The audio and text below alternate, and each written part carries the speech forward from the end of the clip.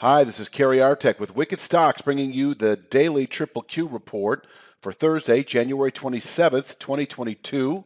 Before we take a look at the charts, just want to once again encourage you to please click like each and every time you watch the daily Triple Q report or any content that Wicked Stocks uploads to its YouTube channel. It does help us out a great deal with our search engine results on YouTube. And also subscribing to the Wicked Stocks YouTube channel will provide you notification whenever any new content has been uploaded to the Wicked Stocks channel. That includes the daily Triple Q report, and being notified early is to your advantage, certainly before the opening bell when it's relevant for use and analysis. Let's take a look at the charts. This is the sell signal that occurred below the 373.20 formation over a week ago now, and still anticipating 324.45. I'm mentioning a 3 to 5 week objective. We're a full week into it and probably 80% of the way there. And so it really is, I'm just going to start saying a 2 to 3 week target, 324.45, possibly in reach yet before this week is out.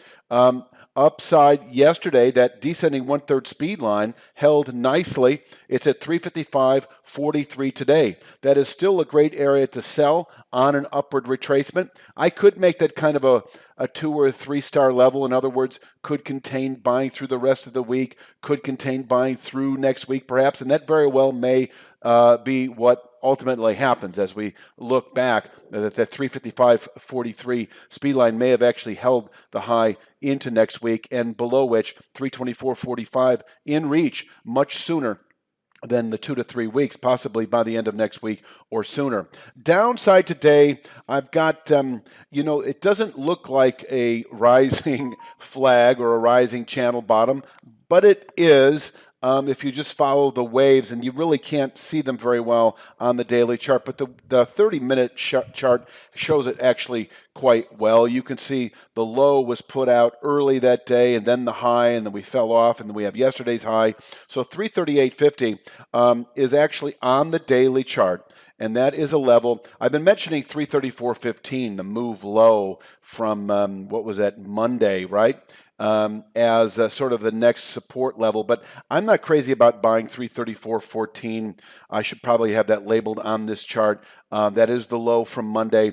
If we break 338.50 today, I do think 334.15 is likely to be violated. And in fact, I think that the 324.45 target may well be in reach today if we break, especially open below 338.50. That 324.45 long-term channel bottom, once again able to contain annual selling pressures. That is a long-term channel that spans back to the March 2020 COVID low, almost 2 years in the making. So it is a formation that can contain selling into later year, possibly through the year. Now, I know that there are questions, what if we do violate 324.45? And I'll show you what I would look for under most circumstances.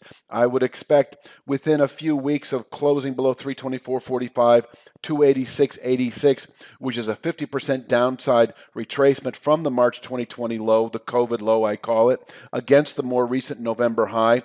And then ultimately in the months to follow, we could fall all the way down to 255.03, which is a rising 2/3 speed line using the same points. But as I've been mentioning, I really think you should hold off on being an aggressive long-term seller below that 324.45 channel bottom, because I think we need to see how it plays out in the SPY. The SPY has yet to test, and nor has the Triple Q tested its long-term support, but the SPY is an appreciable distance away from realizing what still remains in the SPY, a 3 to 5 week downside target in the upper 390. So, if we do close below 324.45 in the Triple Q in the days ahead, I think, 286.86 is probably going to be tested, and that actually may line up well with that 396.5 to 399.02 area in the SPY. I think, as this market continues to slide, assuming it does,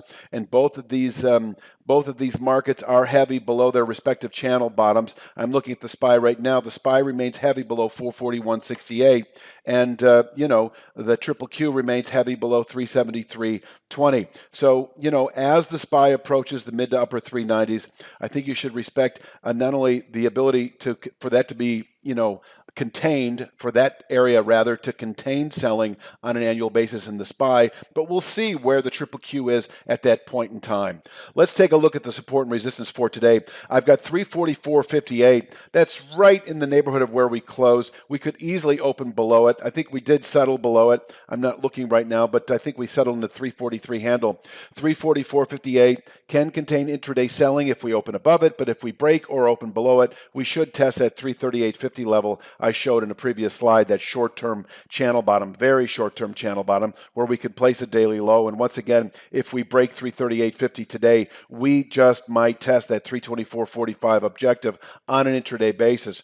Upside, 350.73 can contain intraday buying pressures, and if we push or open above 350.73, the 355.43 speed line would be expected again, where once again we can place a daily high, and below which we clearly remain on the defensive through the rest of the week and into next, or until we actually test that targeted 324.45 channel bottom. But if we close above 355.53 today, you can see in the support and resistance, I do then expect the 373.20 level.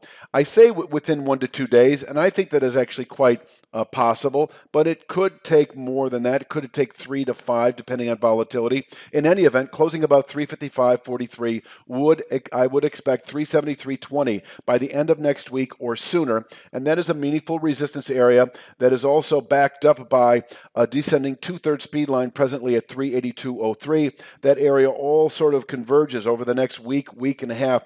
And there's one, let's say, how do I frame this? Closing above 355.43 would present a near-term buy signal into the 373.20 to 382.03 area, narrowing ever so gradually. That zone able to contain buying through February, and from there we can fall off again into later February. But it is the settlement above 382.03 that for me would indicate not only a good low through February, but probably through the balance of Q1, and then we could push on into the 410s and 420s. I don't have an exact target yet over the following 3 to 5 weeks or so. I'm going to leave you with the support and resistance for today. You can print it off your smartphones, your desktops, whatever the case might be. Please click like each and every time you watch the Daily Triple Q Report, and I will be back tomorrow for Friday's Daily Triple Q Report. You have a great day.